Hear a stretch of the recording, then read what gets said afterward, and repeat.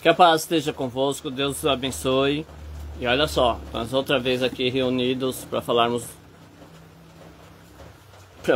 do amor e da grandeza do nosso Deus, amém? Louvado seja o nome do Senhor.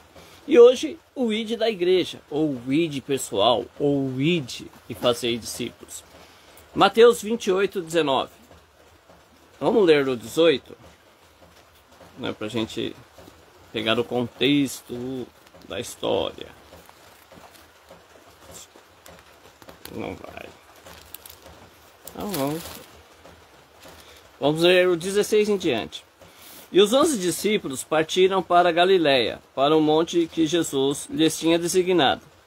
E quando o viram, o adoraram, mas alguns duvidaram. Chegando Jesus, falou-lhes, dizendo: É-me dado todo o poder no céu e na terra. Portanto, ide e ensinai as nações, batizando-as em nome do Pai e do Filho e do Espírito Santo, e ensinando a guardar todas as coisas que eu vos tenho mandado. E eis que eu estou convosco todos os dias, até a consumação dos séculos. Amém. Não é?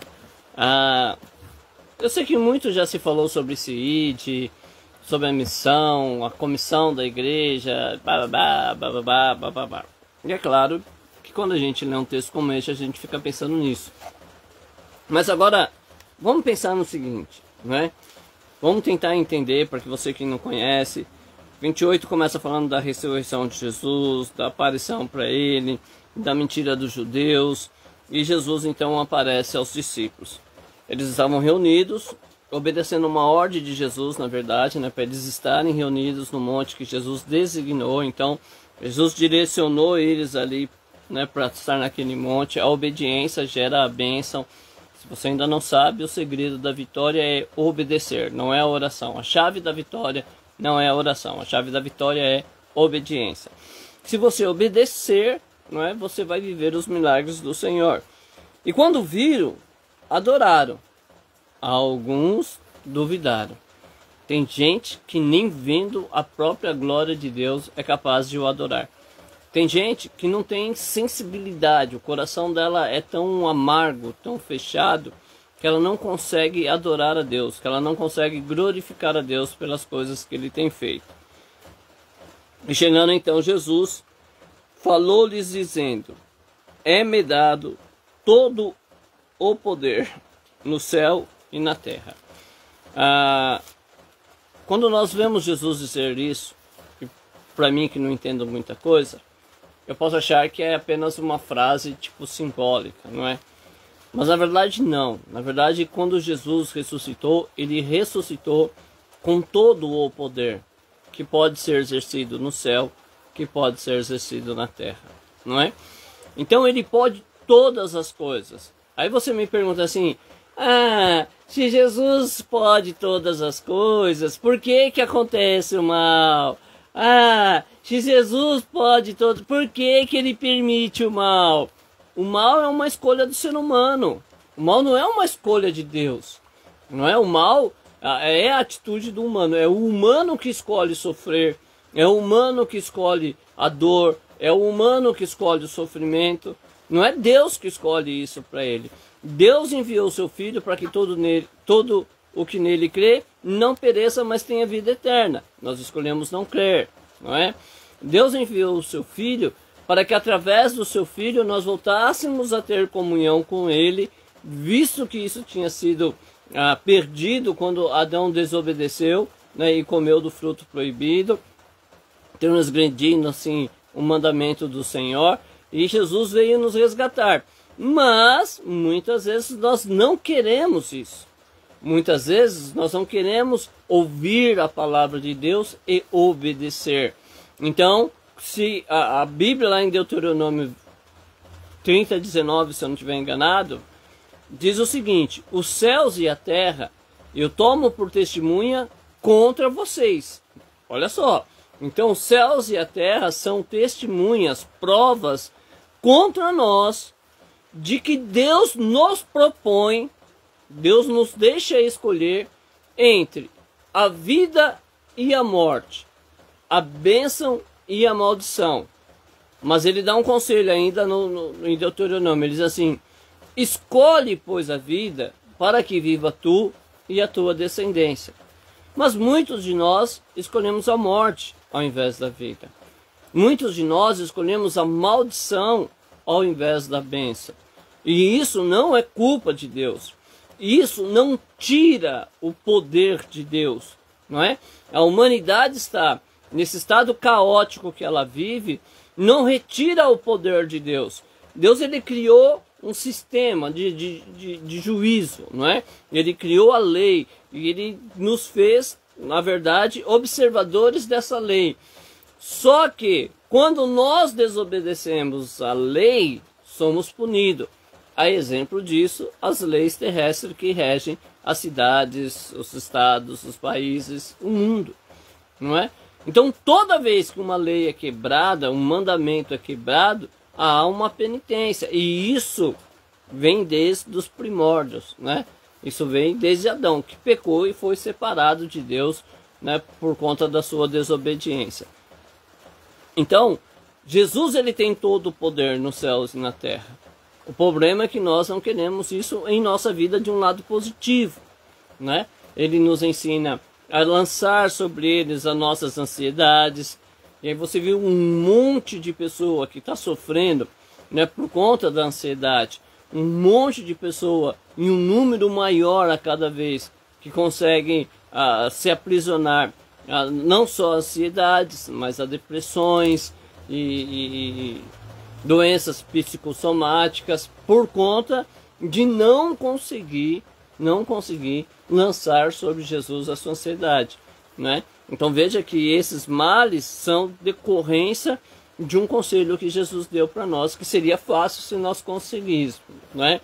Se a gente tivesse um relacionamento de verdade, se Jesus fosse verdade para nós, então ao invés da angústia e da preocupação, haveria paz em nosso coração e nós viveríamos sem ansiedade, sem depressão, sem muitas coisas, né? Não estou dizendo que a depressão não é real, não estou dizendo que só por causa da desobediência cristã é que vem a depressão, mas é um caminho também que acontece muito. Jesus, por exemplo, nos aconselhou, não é, a sermos referência. Ele, na verdade, ele deseja que nós somos referência. O diabo criou uma doutrina do seguinte, e isso só nos crentes evangélicos mesmo, assim, só nos pentecostais. Eu não sei se outra linhagem de crente, se é que posso dizer assim, também acredita dessa forma. Qual é a mentira do diabo que virou doutrina? E depois Paulo, né, esses dias eu li um texto que Paulo fala sobre as doutrinas de demônios. Isso é uma doutrina de demônios. Você quer ver? Não existe homem perfeito sobre a face da terra. Vou argumentar segundo os que seguem a doutrina de demônio, ok? Eles dizem assim: se houver uma pessoa santa na terra, Deus recolhe. Opa! Porque senão ele se contamina. E há uma controvérsia muito simples a controvérsia, que as pessoas falam e sequer notam isso. Se a pessoa é santa, ela não vai se corromper. Ela é santa, não vai se corromper. Quem se corrompe é quem é corrompido e tenta ser santo. Esse ainda pode se contaminar. Uma pessoa santa de verdade, ela não vai se contaminar. Mas Jesus, ele andou sobre a face da terra e era santo. E Deus não recolheu ele porque era santo. Deus enviou ele porque era santo. E ele disse: olha, portanto, resplandeça a luz que há em vós, para que os homens vejam as suas boas obras e glorifiquem ao Pai que está na terra. O desejo de Jesus é que tenham homens santos para serem exemplos para aqueles que querem servir ao Evangelho de Jesus o Cristo. Então, conformidade com o pecado é uma doutrina do demônio, não é uma doutrina de Jesus. A gente sabe que nós vamos errar porque é uma natureza inflamada pelo pecado dentro de nós, uma doença com uma personalidade inflamada pelo maligno cultural, social que a gente vive, e que isso vai tentar lutar sempre contra nós, e uma hora a gente pode tropeçar por conta disso, né, da inclinação da carne. Mas o desejo de Deus é que a gente seja santo, que a gente viva em santidade e que as pessoas observem santidade em nós, não é? Isso é uma coisa que a gente precisa muito. E aí ele dá um mandamento que eu queria que você pensasse se a igreja, no modo geral, você que me ouve, né, você que me assiste, pensa aí, a igreja cumpre com esse mandamento do versículo 19, que é: portanto, ide, ensinai todas as nações, batizando-as em nome do Pai, do Filho e do Espírito Santo. Então vamos lá. A missão da igreja é ir e ensinar. Mas aí eu preciso fazer uma reflexão aqui administrativa, né? Vou me posicionar como gestor do Evangelho. É claro que isso é loucura minha, né? Nunca, nem tenho essa pretensão mesmo. Mas como gestor do Evangelho, vou administrar uma igreja agora. Então nós vamos lá e vamos fazer um levantamento da posição atual da igreja, para que a gente possa saber o que precisa ser feito, o que está acontecendo, que nós podemos dar continuidade, ou o que nós precisamos parar, né? Não há problema nenhum em você usar os recursos administrativos da academia para gerir uma igreja. É claro que a direção maior, ela deve ser buscada através da verdadeira comunhão com o Espírito Santo e a leitura da palavra de Deus, não é? Mas se você tem conhecimento administrativo, use isso, né? Mas tem que ter conhecimento, domínio e destreza naquilo que você aprendeu na gestão ou na administração de empresa para aplicar na igreja, porque a igreja não é uma empresa, não é? Então você tem que ter esse equilíbrio. Mas é isso. Então eu, como gestor, vou dar uma olhada. Ide. A igreja, né? A igreja, ela se preocupa com esse id, de ir, né? De para fora, ir para fora, caminhar, andar. A igreja se preocupa com isso, porque numa grande maioria, o que eu tenho assistido, e eu posso estar errado sempre, por isso então, antes de achar que é verdade ou mentira minha, examine pelas escrituras, ok? É um conselho que eu dou sempre nas minhas lives. Então, antes de ir, eu preciso fazer alguns questionamentos. Primeiro, a igreja de hoje, ela teria capacidade de ensinar alguém as coisas que o Senhor nos ensinou? Uma igreja que se permite a injustiça, né? De diversas formas, cobra de uma coisa, não cobra do outro, pune um por uma atitude, não pune o outro, tem critérios para deixar com que um contribua no trabalho ministerial e o outro não precisa ter essas mesmas capacidades. Isso é injustiça, certo? Uma igreja administrada de forma injusta, ela tem capacidade de ensinar alguém o evangelho da verdade? Não tem. Não tem. Não é? Se sair, não vai sair para ensinar as coisas que Jesus nos ensinou. Vai sair para anunciar a sua própria religião. Então existem muitas igrejas que se praticam injustiça. Um pode, outro não pode. Igrejas que fazem acepção de pessoas. Infelizmente, 2000 anos depois da Igreja de Jesus, né? Quase 2000 anos depois, isso é um número só para arredondar, tá bom, irmãos? Eu não sei se é 2000 anos, se é um pouco mais, se é um pouco menos, porque sempre tem alguém que entra nessas questões. Mas aproximadamente 2000 anos, eu, Alexandre, ainda preciso vir aqui dizer que não se pode ter acepção de pessoa. Um lugar administrado com acepção de pessoa não pode ir para frente.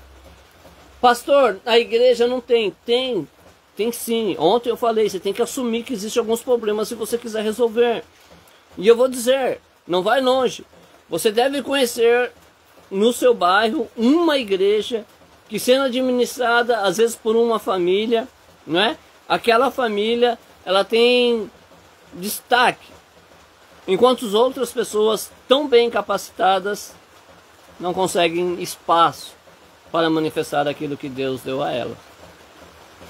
Às vezes, a igreja ela é administrada por famílias e amigos. Então, se você não fizer parte desse grupo social, família e amigos, esquece, você vai morrer sentado, não vão te dar oportunidade. Ou muitas vezes, né, por um ato, sei lá como é que chama isso, eles falam: ô irmão, o irmão pode dar a bênção apostólica. Ô o irmão pode ler os 2 versículos da palavra oficial. E chega, não vai ter, né? Aí às vezes eu vi muito isso, né, acontecer. Às vezes eu vou numa igreja, visitar uma igreja, eu conheço os irmãos que congregam lá, e sei que alguém está ali no afã de fazer a obra de Deus, está orando, está estudando a Bíblia, vez por outra, sabe, me manda uma mensagem: ô irmão, li isso na Bíblia, ô irmão, aprendi isso na Bíblia, irmão, estou participando de uma oração ali. E aí você vai na igreja que ele congrega, aí o irmão está lá, o dirigente ou o pastor presidente, não sei, né, o tamanho da dimensão da igreja, e aí ele vai fazer a escala de trabalho, e aí ele fica: o irmão pode pregar tal dia, o irmão pode pregar tal dia, irmão, sabe, e ninguém pode, só que o irmão que está orando, o irmão que está lendo Bíblia, o irmão que está com sede de fazer, ele não tem oportunidade. Por quê? Porque ele não é amigo dessa direção. Então essa igreja ela não pode de maneira nenhuma sair. É bom que não saia, né? É bom que não saia para ensinar. É bom que ela não entenda esse ID para ensinar, porque ela não pode ensinar a verdade. Ela própria não pratica. E aí tem várias outras coisas que nós precisamos rever, que Jesus falou, acerca de cuidar dos órfãos, acerca de cuidar das viúvas, acerca de alimentar os famintos. Jesus ele tem uma parábola, né, que ele vai contar. Ele vai dizer assim, né, ó, no final do tempo, as pessoas vão ser julgadas, e eu vou dizer para elas assim: olha, você vem para cá que você foi aprovado. E por que você foi aprovado? Eu vou falar para todo mundo saber: ó, você foi aprovado porque eu tive fome, você me deu de comer. Eu tive sede, você me deu de beber. Tive doente e fosse me visitar. Eu tive nu e você me vestiste. Eu fui aprisionado e você foi lá me dar apoio. Agora, esse outro grupo aqui não pode entrar porque justamente não fez nada disso quando eu precisei. Então vai haver aquele burburinho dizendo: quando foi que nós fizemos isso? Ou quando foi que nós deixamos de fazer? Imagine, Senhor, se eu visse o Senhor com fome, eu dava comida até do meu prato. Eu arrancava a minha roupa e dava para o Senhor. Jesus diz assim: quando você fizesse a um pequenino, fizesse a mim. E quando deixasse de fazer a um pequenino, deixasse de fazer a mim. E aí a gente vê que muitas vezes a igreja ela não quer interagir na ação social, né? Não quer matar fome de faminto. A gente gasta milhões e milhões com festividades, a gente gasta milhões e milhões com megas eventos, com megas produções, mas a gente não tem coragem de juntar o alimento. Eu falo a gente de um modo geral, tem muita gente boa, eu sempre digo isso, fazendo sua parte, tá bom? Então, a gente prefere gastar com coisas vãs, né? Não é vãs assim, né? Mas a gente perde o sentido da obra social.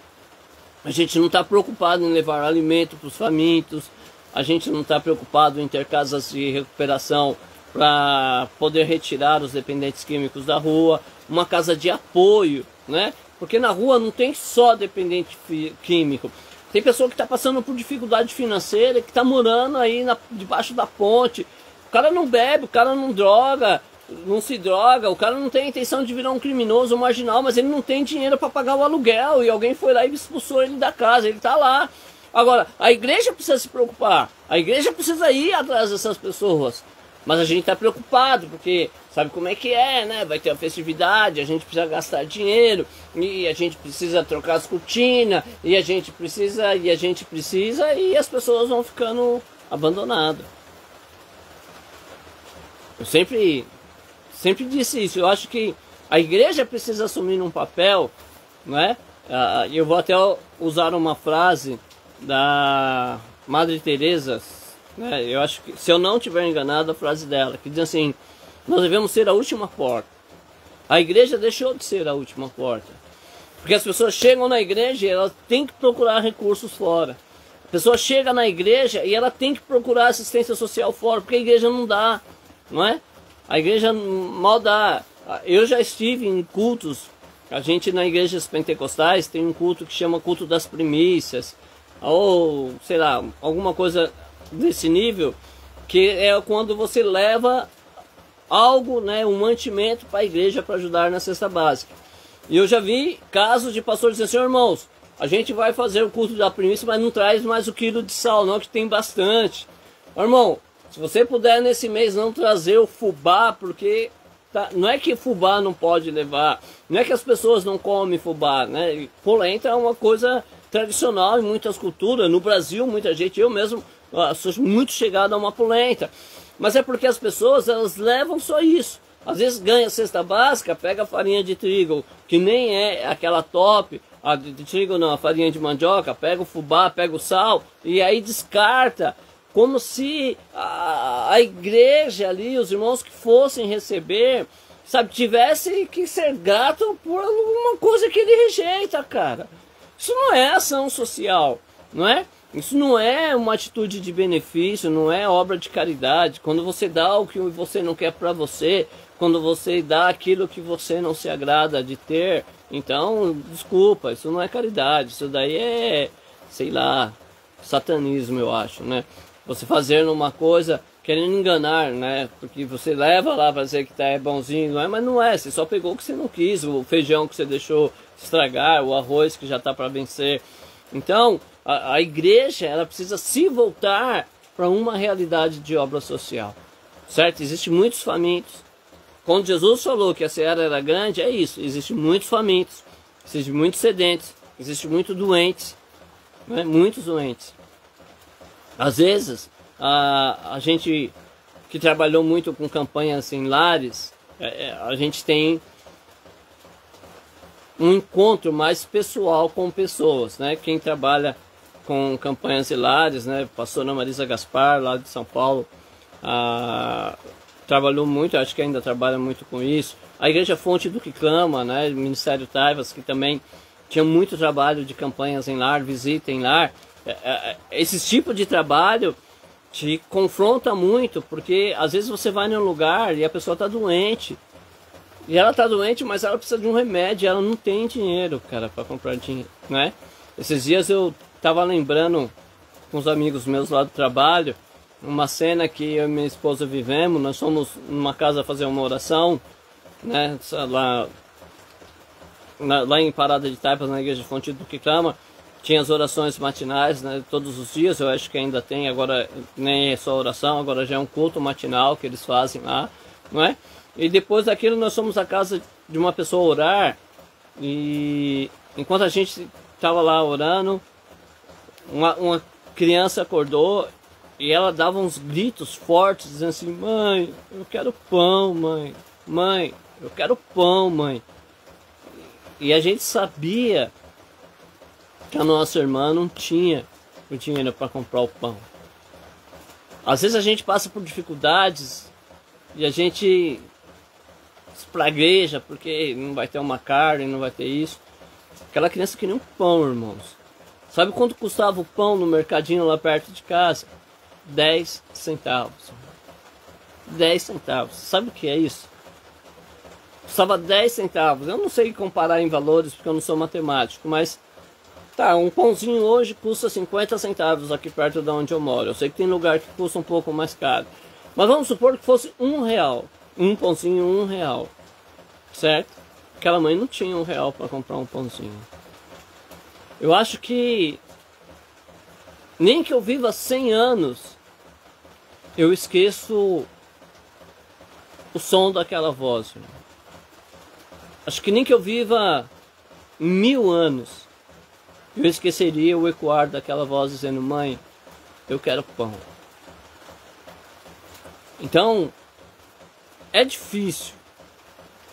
Talvez a gente não tenha noção do que é fome. Eu falo para os meus filhos não sabem o que é fome, né?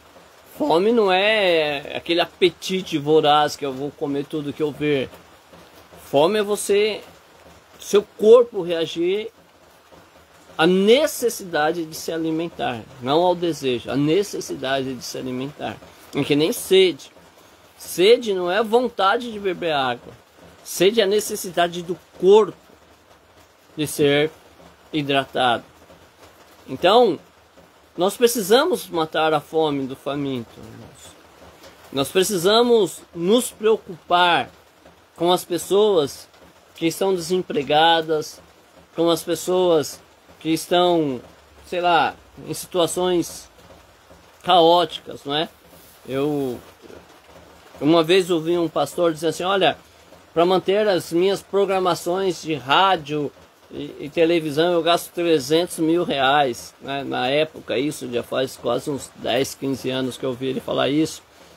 E eu pensei comigo assim, e até falei na outra igreja, se ele me desse o dízimo do que ele gasta com a sua autoimagem na rádio e na TV, eu mudaria a história da minha cidade.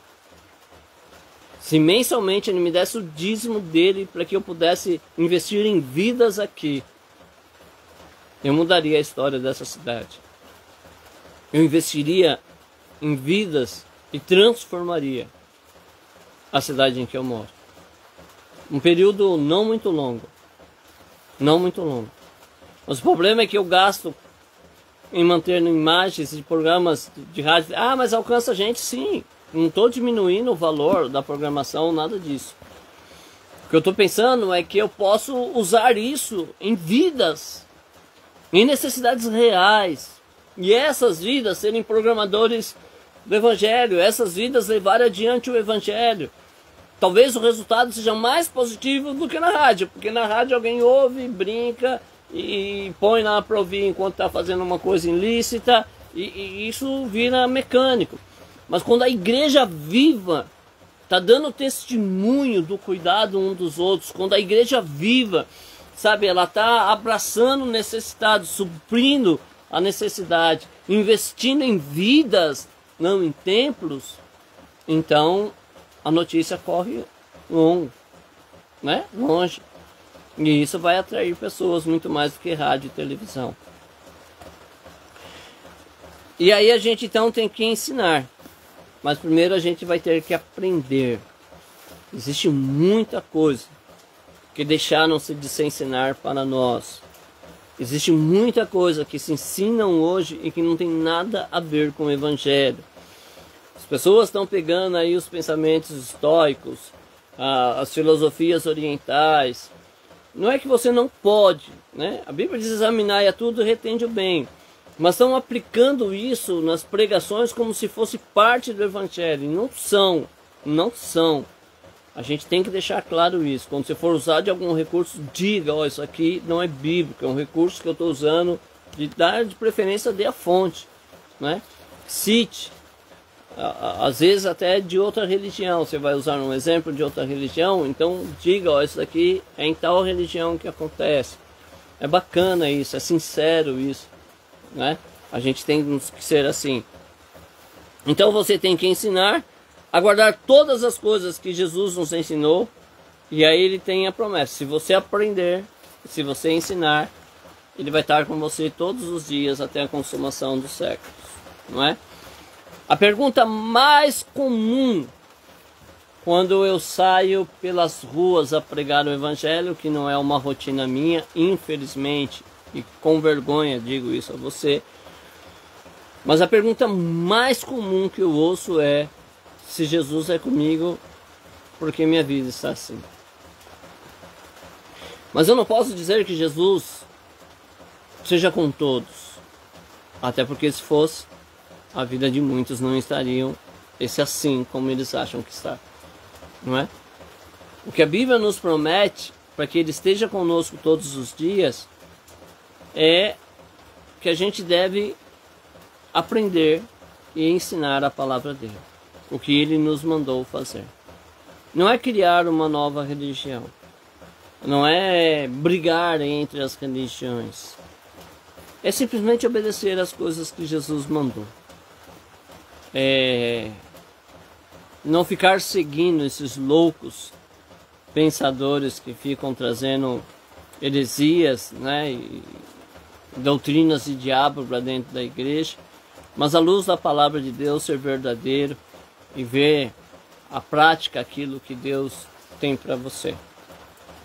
Se você já foi crente e hoje está parado, se você já foi uma pessoa que tentou, mas talvez não teve um instrutor, não teve alguém que te ajudasse verdadeiramente, alguém que confrontasse. E deixa eu dizer uma coisa para você. De repente você é um ser como eu fui. Talvez você seja a repetição de quem eu já fui um dia, né? Ou de quem eu já estive um dia. E você bebe, você fuma, você usa drogas, você desrespeita leis, tem uma linguagem vulgar. Aí você diz assim, eu quero esse negócio de Jesus na minha vida, pastor Alexandre, vou fazer um teste com o pastor Alexandre. Vou ficar, eu não lembro qual foi o período que o pastor Romildo falou que fez o teste, se foi 1 mês ou se foi 3, né, que se Deus não falasse com ele, ele podia rasgar a Bíblia, mas no dia que era para acabar, Deus falou com ele. Mas vamos supor que você diga assim, vou dar um espaço de 1 mês para que esse Deus do Alexandre faça uma obra em mim. E se ele fizer, eu continuo, senão eu deixo. Tá bom, então vamos fazer isso, vamos fazer um pacto.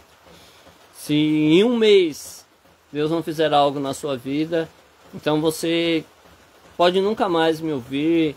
Não vou pedir para você rasgar a Bíblia, que eu não creio nisso. Acho que Deus não tem nada a ver comigo e com você, mas eu faço esse desafio a você. Só que é 1 mês fazendo o que eu falar para você fazer, à luz da Bíblia, né? Não é porque eu vou falar que você vai fazer. Eu vou te mostrar na Bíblia, passo a passo, o que você precisa fazer. E se em 30 dias a sua vida não mudar, aí sim, você pode postar em cada vídeo meu que tem aí que eu sou um herege, que eu sou um apóstata, que eu sou um enganador, né? Pode me denunciar nas páginas sociais, me bloquear. Não, bloquear não, tem que me denigrir. Mas você tem que ter sinceridade de que você vai obedecer a palavra de Deus. E se sua vida não mudar, você pode fazer isso. Então, se você quer mudar, pratique a palavra de Deus. Pratique os ensinamentos de Cristo.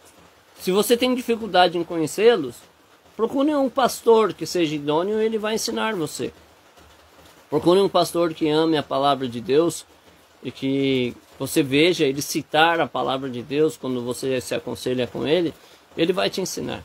E aí em 1 mês de obediência você vai ver como sua vida se transforma. Não é? Mas é claro, vai ter que parar de beber, vai ter que parar de fumar, vai ter que parar com as drogas. Se tiver casos extraconjugais, tem que parar. Se tiver envolvido em negociatas ilícitas no trabalho, tem que parar, né? Se vende produtos ilícitos, tem que parar. Enfim, tem que mudar de vida. Vai querer ficar, agora eu sou de Deus, e aí ficar fazendo tudo errado, que não é assim não que funciona. Aí é só o diabo que está enganando você, entendeu? É mudar de vida. Faça esse teste. Dê a chance de aprender o evangelho de verdade, que você vai ver se sua vida vai mudar ou não. E aí fica esse desafio. Mas se você não é crente, nunca foi, não tem, como eu cheguei na igreja, eu não tinha noção do que era a palavra de Deus, não sabia nada sobre fé, não tinha, sabe, Jesus que eu conhecia no máximo era o Cordeiro da Páscoa lá que passava nos filmes de alguma emissora de TV na época da Páscoa e nas festas natalinas. Era o máximo que eu sabia de Jesus. E aí levei anos para aprender, hein? Não foi fácil não. Mas a minha vida mudou, né? Talvez você seja um amigo meu de 40 anos atrás, aí você pode dizer se minha vida mudou ou não. Ou 35 anos atrás. Quem me conheceu há 35 anos atrás sabe que nem estaria aqui se a vida não tivesse mudado. Mas é isso. Então, venha conhecer Jesus. Venha fazer parte da família dos céus. Deus vai estar com você. Jesus vai estar com você todos os dias, até a consumação do século.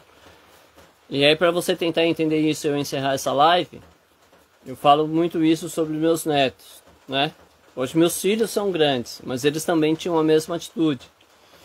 Mas, por exemplo, se eu sair com o Yuri, né, que já anda mais à vontade, que é um menorzinho, com a Lohane, que está quase sempre aqui na minha casa.